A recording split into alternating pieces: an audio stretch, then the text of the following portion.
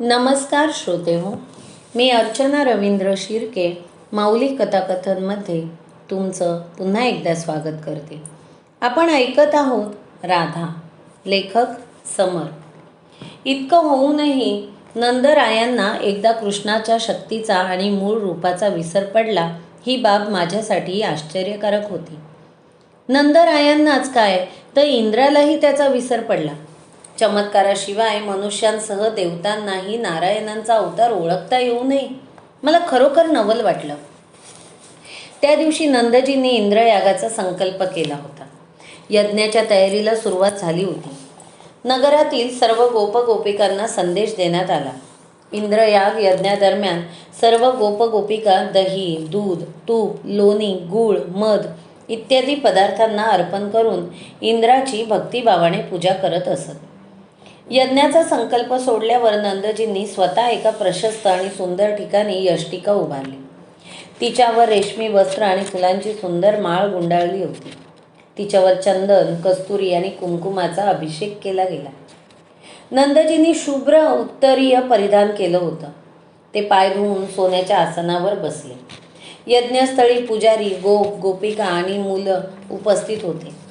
त्यांनी इंद्राला अर्पण करण्यासाठी विविध प्रकारच्या भेटवस्तू आणि पूजेची सामग्री सोबत आणली होती.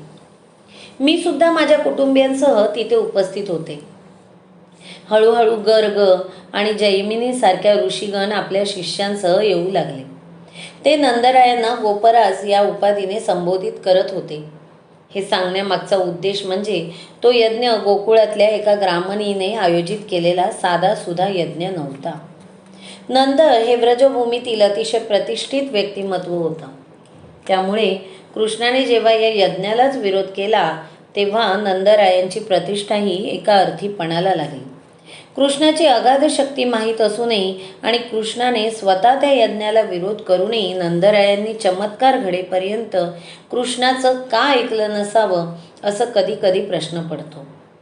कारण आपल्या प्रतिष्ठेला धक्का लागू नये म्हणून स्वतः इंद्रही श्रीकृष्णाचं मूळ रूप विसरू शकतो, तर नंदरायांसारख्या सामान्य मनुष्याकडून ती चूक होऊ शकतेच. इकडे यज्ञाची तयारी सुरू असताना कृष्ण त्यांच्या मित्रासह खेळत होता. खेळ संपल्यावर तो यज्ञस्थळी उपस्थित झाला. नंदराय काय करत आहेत हे माहीत असूनही त्याने नंदरायांना विचारलं, पिताश्री, तुम्ही हे काय करत आहात? तुमचं आराध्य दैवत कोणतं? या यज्ञाचं स्वरूप काय आहे? आणि अशा प्रकारे यज्ञ केल्याने काय परिणाम होतो? असा यज्ञ करून आजवर काय प्राप्त झालं आहे? देवतांचा कोप झाला तर काय होतं? कृष्णाला पुढे काय करायचं आहे ते नंदांना माहीत नव्हतं. कृष्ण केवळ यज्ञाचं स्वरूप जाणून घेण्याच्या उद्देशाने ते प्रश्न विचारत आहे असं त्यांना वाटलं. ते स्मित करत म्हणाले, पुत्र, प्राचीन काळापासून महेंद्रांची पूजा केली जाते. इंद्रयाग केल्याशिवाय चांगला पाऊस पडत नाही. या यज्ञामुळे सर्व प्रकारची पिकं घेता येतात. अन्न हा जीवनाचा स्रोत आहे, हे तू जाणतोसच. त्यामुळे व्रजातील लोक पिढ्या देवेंद्राची पूजा करतात. या यज्ञाचा उद्देश विचारशील तर सर्व अडथळ्यांपासून मुक्त होणं आणि सर्वांचं कल्याण हो अशी प्रार्थना करणं हाच या यज्ञाचा उद्देश आहे. त्यानंतर कृष्ण जो म्हणाला ते ऐकून सगळेच थक्क झाले. तोच काय, व्रजातील कोणताही मुलगा असं काही बोलू शकतो हे कुणाच्या स्वप्नातही आलं नव्हतं. कृष्ण म्हणाला, पिताश्री, आज मी तुमच्याकडून खूप विचित्र आणि आश्चर्यकारक गोष्ट ऐकली आहे.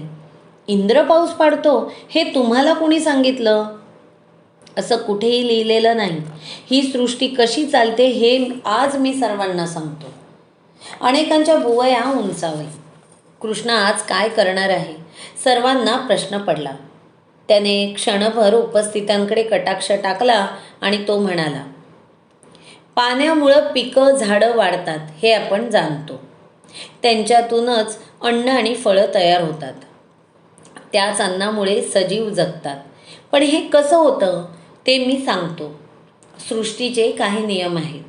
ते कुणाच्याही सूचनेमुळे बदलता येत नाहीत. सूर्य आपल्या किरणांमुळे पृथ्वीवरून जे पाणी शोषून घेतो तेच पाणी पावसाळ्यात पुन्हा पृथ्वीवर येतं. सूर्य आणि नभ सृष्टीच्या निर्मात्याचं एका अर्थी प्रतिनिधित्व करतात. या कालचक्राची रचना निर्मात्याने स्वतः केली आहे.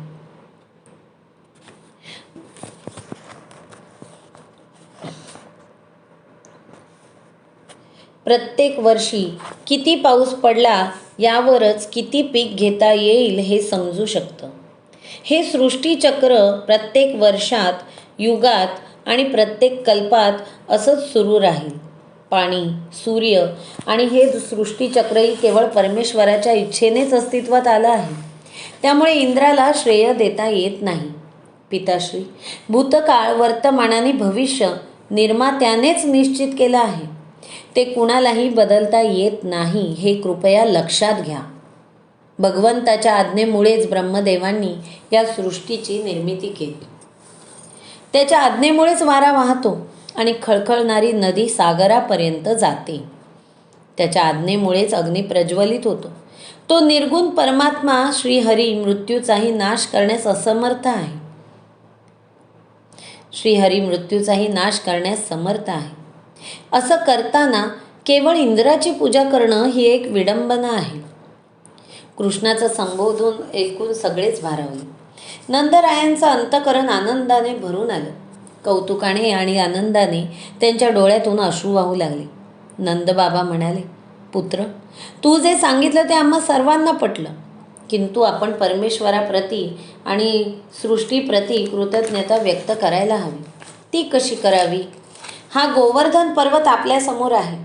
आपलं जीवन ज्या गोमातेमुळे समृद्ध आणि संपन्न झालं आहे, त्या गोमातेचं वर्धन करणारा हा पर्वत आहे. याच्यावर मुबलक प्रमाणात चारा उपलब्ध असल्याने गायीही तृप्त होतात. अनेक गायींना येथे आश्रय मिळू शकतो. सृष्टीत असे कित्येक पर्वत आहेत. आपल्याला त्यांचं प्रातिनिधिक पूजन करण्याची संधी आहे. माझ्या मते आपण या गोवर्धन पर्वताची पूजा करायला हवी. कृष्णाची सूचना सर्वांना आवडली. नंदजींनी स्वस्ती वाचन केलं. त्यानंतर सर्व ऋषींनी गोवर्धनाची स्तुती केली. त्यांनी गिरिराज गोवर्धन, महान भिक्षुगण, विद्वान पंडित आणि गायीची पूजा केली. कवींनी उत्स्फूर्तपणे गोवर्धनाची स्तुती करणारी कवणे रचली. यज्ञ संपल्यावर गोवर्धनाचा जयघोष, शंखध्वनी आणि हरिनाम कीर्तन संपन्न झालं. आम्ही सर्व आनंदाने आपापल्या घरी परतलो. कृष्णाला पूर्ण पुरुष का म्हटलं जातं याची मला प्रचिती आली. कृष्ण केवळ पराक्रमी नव्हता तर नम्रही होता. तो धर्मप्रवणच नव्हता तर क्रांतिकारकही होता. तो केवळ क्रियाशील नव्हता तर विचारशीलही होता. तो तत्त्वज्ञान सांगताना जितका गंभीर असे तितकाच गोपगोपिकांसह हास्य विनोदही करत असे. त्याच्या हातात शस्त्रही शोभून दिसत होतं आणि बासरीही. अशा कृष्णाने वृंदावनात एक मोठी सामाजिक क्रांती केली होती. मात्र दुर्दैवाने ती क्रांती स्वतः श्री विष्णूंच्या अवताराने केली आहे याचा इंद्र आणि काही देवांनाच विसर पडला. याच देवांनी श्री विष्णूंना अवतार घेण्याची विनंती केली होती. आता तेच देव अवतारावरच क्रोधित झाले. प्रथमतः देवांचा राजा इंद्र क्रोधित झाला. वृंदावनात काय होत आहे हे पाहून त्याचं अंग क्रोधामुळे थरथरू लागलं. त्याने त्वरित रथावर आरूढ होऊन आमच्या नंदनगरीवर आक्रमण केलं. अनेक देव रागाने हातात शस्त्र घेऊन रथावर आरूढ झाले व इंद्रासह वृंदावनात आले. वाऱ्याचा आवाज, ढगांचा गडगडाट आणि देवांच्या गगनभेदी गर्जनेने वृंदावन हादरलंच. माझे माता पिताही व्यथित झाले. सर्व वृंदावनवासी नंदजीच्या भवनासमोर जमले. मी आईचा हात धरून धावतच तिथे पोहोचले. नंदजी म्हणाले, यशोदा आणि रोहिणी, तुम्ही बलराम आणि कृष्णाला व्रजापासून दूर घेऊन जा. मुलं, मुली आणि महिलांनीही त्यांच्यासह दूर जावे. केवळ बलवान गोपांनीच माझ्या समवेत राहावं. पिताश्री, हे संकट माझ्यामुळे आलं आहे.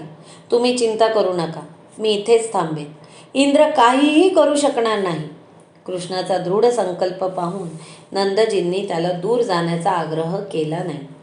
कृष्ण खरोखर या संकटातून सर्वांना वाचवू शकेल असं त्यांना वाटत असावं. नंदजींची सूचना ऐकताच मुलं, मुली, वृद्ध पुरुष आणि स्त्रिया वनाच्या दिशेने धावल्या.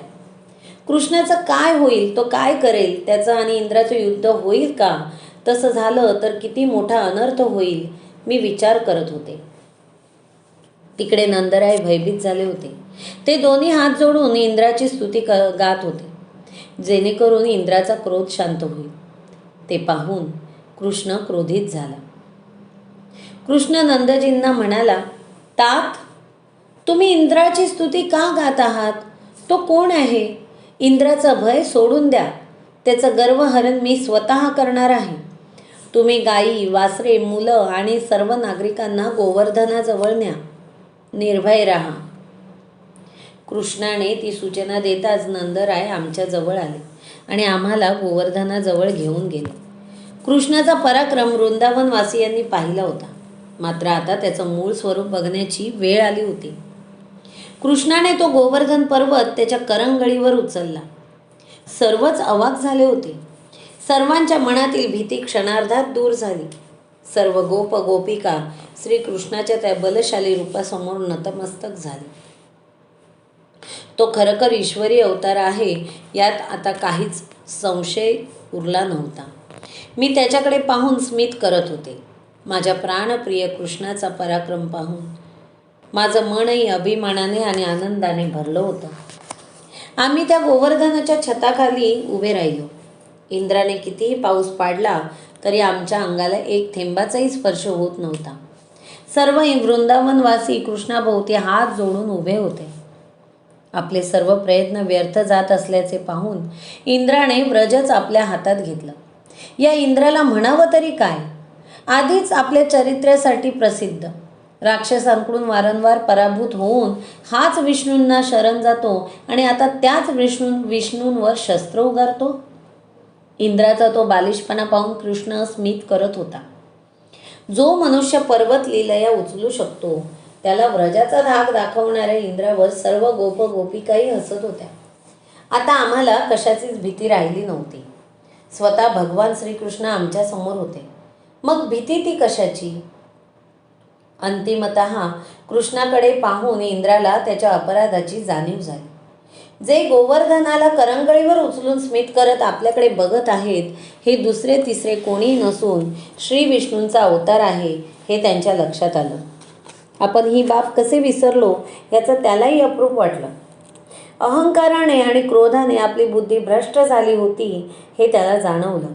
त्याने लगेच हात जोडून श्रीकृष्णांची क्षमा मागितली. श्रीकृष्णांची स्तुती गायली. पाऊस थांबला होता. आम्ही पुन्हा वृंदावनाकडे निघालो. कृष्ण आणि इंद्रांचा संवाद झाला. इंद्र गुडघ्यावर बसून कृष्णाची क्षमा मागत होता. कृष्णाचं हृदय विशाल होतं. त्याने इंद्राला क्षमा केली. मी आईला सहज विचारलं, आई, कृष्ण खरोखर कोण आहे? तो सामान्य मुलगा निश्चितच नाही. राधे, तू अजून कसं ओळखलं नाहीस? कृष्णच ईश्वर आहे. मी स्मित केलं. त्या दिवसापासून कृष्ण दिसताच गोप गोपिका त्याच्या मागे धावू लागल्या. आता कृष्णाला एकांतात भेटावं कधी आणि त्याच्याशी बोलावं कधी हे मला कळेनासं झालं. त्याला भेटण्याची आतुरता दिवसेंदिवस वाढत होती, पण त्याला एकांत लाभणं अशक्यप्राय वाटत होतं. हाच विचार करत मी हंड्यात पाणी भरण्यासाठी नदीजवळ जात होते.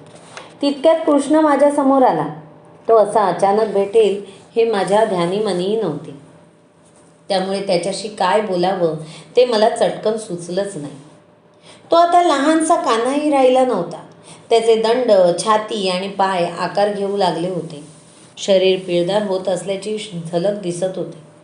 इतर गोपांप्रमाणे त्याने डोक्याला प्रोश्च बांधलं असेल तरी त्यात सदैव एक मोरपीस असे.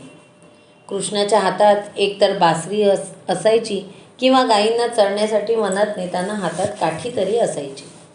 त्या दिवशी त्याच्या हातात काहीच नव्हतं. पिवळं उत्तरीय त्यानं परिधान केलं होतं. त्याच्या कुरळ्या केसांना न्हाव्याने नुकताच आकार दिला आहे हे दिसत होतं. अंगावर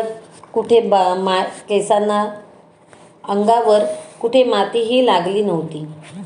म्हणजेच तो खेळून फिरून मला भेटण्यासाठी आला नव्हता. तो बहुधा फक्त मला भेटण्यासाठीच नुकताच शुचिर्भूत होऊन माझ्यासमोर आला होता. त्याने विचारलं, राधा, आज एकटीच पाणी भरण्यासाठी जात आहेस?